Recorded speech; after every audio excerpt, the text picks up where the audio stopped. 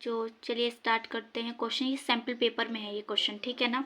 If the matrix A, जो एक matrix है, is skew symmetric then value of Q plus T upon P plus R is. ये क्या है, एक मैट्रिक्स हमें दे रखा है और इसकी वैल्यू हमें फाइंड करनी है।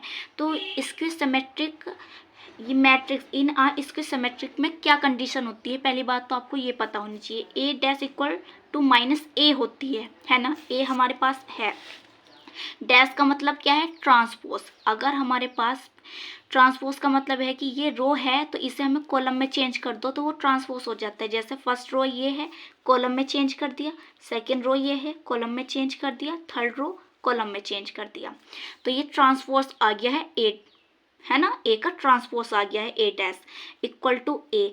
ए की किससे मल्टीप्लाई करनी है, माइनस से, तो माइनस की मल्टीप्लाई कर दी अंदर ए में, तो जो माइनस था वो प्लस हो गया, जो प्लस था वो माइनस हो गया, ठीक है। उसके बाद हमें पता है since matrix are equal its corresponding term are equal. जो मैट्रिक्स इक्वल है तो उनके करस्पॉन्डिंग एलिमेंट भी इक्वल होंगे। तो क्यू जो हमारे पास, जैसे ये पोजीशन है, ये कौन सा एलिमेंट है, ये फर्स्ट रो है और थर्ड कॉलम है ना। तो इससे जो फर्स्ट रो थर्ड कॉलम है, दूसरे मैट्रिक्स में भी जो फर्स्ट रो और थर्ड कॉलम है उसी जगह की वैल्यू इसके इक्वल होगी, इस टाइप से समझो। तो क्यू इक्वल किसके इक्वल होगा, क्यू जो है वो किसके इक्वल होगा, 2 के, तो क्यू की वैल्यू 2 आ गई है। आर किसके इक्वल होगा, -3 के होगा, ठीक है। पी इक्वल होगा माइनस पी के, पी इक्वल होगा माइनस पी के, तो इधर माइनस है इधर प्लस में आ गया, तो 2p इक्वल टू 0 और p इक्वल टू 0 वैल्यू आ जाएगी, ठीक है।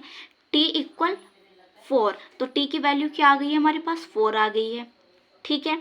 तो आपने ये वैल्यू निकाल ली है, अब ये वैल्यू आपको पुट करनी है यहाँ पर। तो 2 + 4 0, p की वैल्यू 0 है, प्लस और r की वैल्यू जो है वो -3 है, पुट कर दी। अब -3 यहाँ से कैंसिल हुआ तो क्या है, -2 आ गया।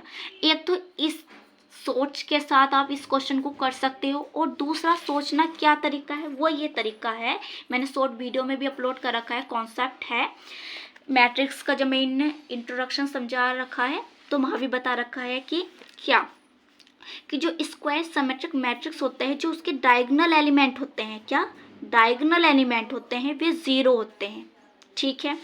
उसके बाद aij इक्वल होता है -aj i के।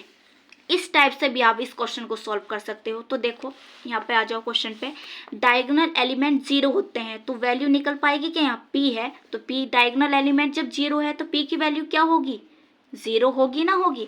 उसके बाद ये कौन सा एलिमेंट है, इसका नेम क्या होगा, फर्स्ट तो रो है, फर्स्ट रो है और सेकंड कॉलम है, मतलब फर्स्ट तो रो है सेकंड कॉलम है, इक्वल टू माइनस, तो हमें पहले j लिखना है, j क्या है, 2 है और i है 1, तो 2 1, तो इसमें 2 1 एलिमेंट देखो कौन सा है, मतलब सेकंड रो है पहला कॉलम, सेकंड रो है पहला कॉलम, ये वाला सेकंड रो पहला कॉलम, इक्वल टू -3, तो ये कौन सा था, r इक्वल -3, तो r की वैल्यू देखो -3 आ गई है, ये निकाल लिया आपने।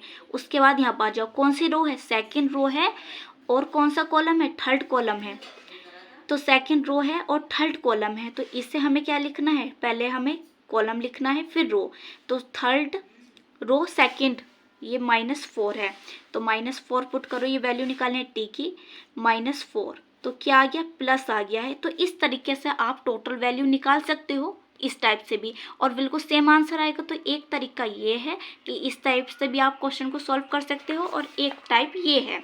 वीडियो को लाइक करो, शेयर करो, सब्सक्राइब करो चैनल को।